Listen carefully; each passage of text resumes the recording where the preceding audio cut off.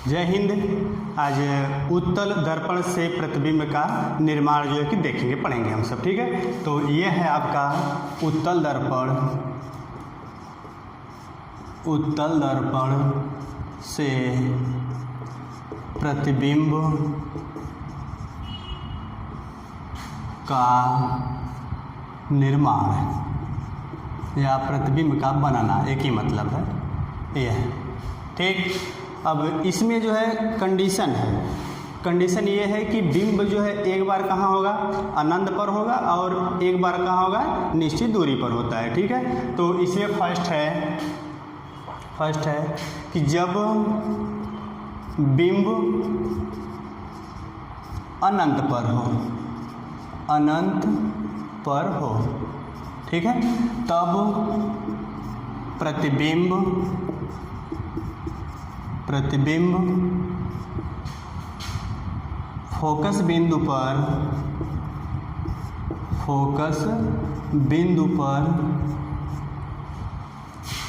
बिंदुवत या बिंदुनुमा मतलब छोटा, अत्यंत छोटा,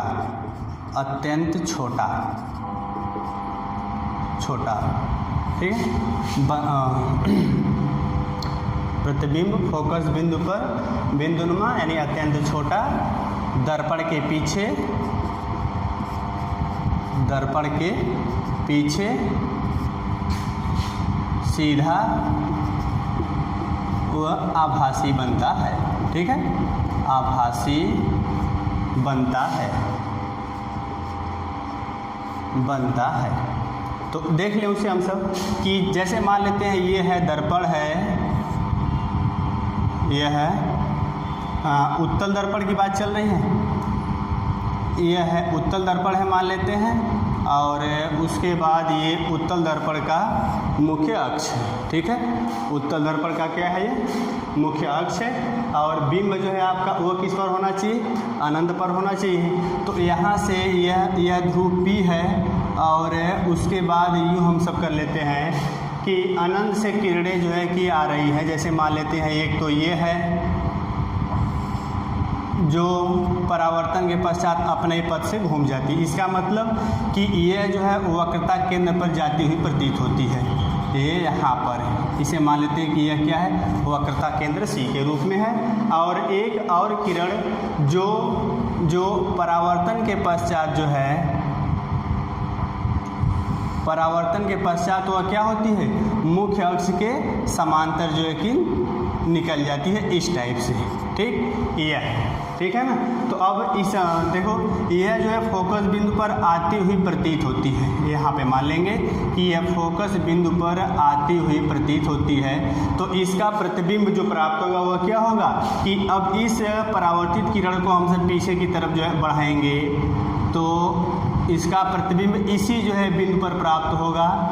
ये है आपका प्रतिबिंब A1 B1 के रूप में होगा, और बिंब जो है आपका A1 B1 वह कहाँ है, अनंत पर है, ठीक है, यह है। और यही ये जो है प्रतिबिंब वह क्या है, वह छोटा है और दर्पण के पीछे दिखाई दे रहा है, आभासी है और सीधा, आभासी है तो क्या होगा, वो सीधा होता है, ठीक है।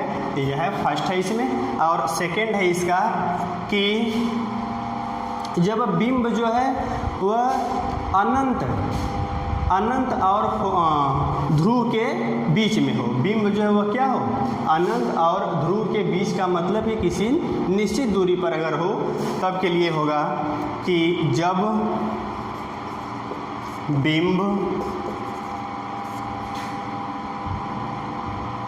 अनंत और ध्रुव के बीच में हो, तो प्रतिबिंब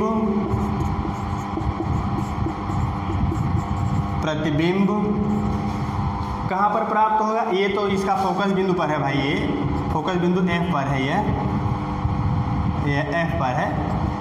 तो प्रतिबिंब जो प्राप्त होगा वह क्या होगा, ध्रुव और फोकस बिंदु के बीच में होगा। कहाँ होगा, प्रतिबिंब ध्रुव, अर्थात ऐसे ही लिख दें कि P व F के बीच में, P व F के बीच में बिंब से छोटा,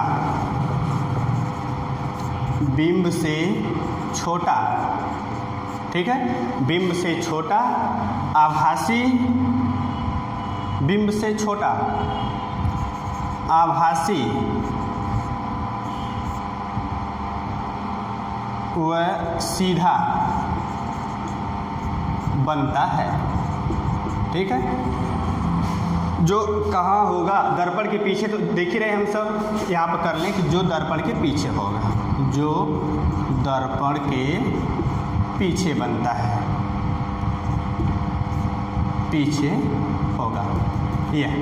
तो अब इसको भी जो है देख लेते हैं हम सब कि यह है उत्तल दर्पण और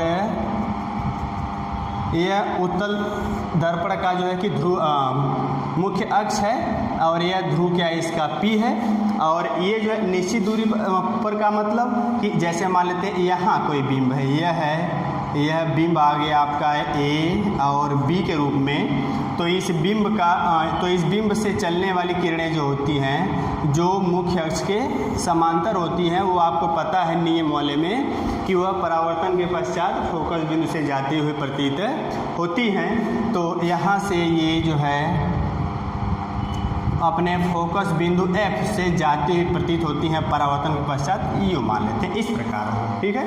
और उसके बाद एक किरण और जो है गिरेगी, जो परावर्तन के पश्चात अपने ही पथ से जो है कि घूम जाएगी। अपने ही पथ से जो है कि घूमने का मतलब क्या होगा कि यह जो है कि वक्रता केंद्र पर जाती हुई प्रतीत हो रही है, ठीक है। तो यह है, जैसे मान लेते हैं यह है, तो यह परावर्तन के पश्चात अपने ही पथ से घूम गई, मतलब यह वक्रता केंद्र से जाती हुई प्रतीत होंगी। वक्रता केंद्र कहाँ, यहाँ मान लेते हैं C है, ठीक। तो अब इसका प्रतिबिंब जो प्राप्त होगा वह कहाँ होगा, हम सब यहाँ पे किए हैं कि प्रतिबिंब F और P के बीच में होगा। कैसा होगा, बिंब से छोटा होगा, आभासी होगा, सीधा होगा, और वो बन कहाँ रहा है, दर्पण के पीछे बन रहा है। तो यह इसका प्रतिबिंब प्राप्त होगा A1 B1 के रूप में, जो कहाँ है, दर्पण के पीछे है, बिंब से छोटा है, आभासी है और सीधा है, ठीक है। तो इसमें केवल दो ही कंडीशन होता है कि जब बिंब क्या हो, अनंत पर हो, और जब बिंब क्या हो, किसी निश्चित दूरी पर हो, ठीक है। धन्यवाद।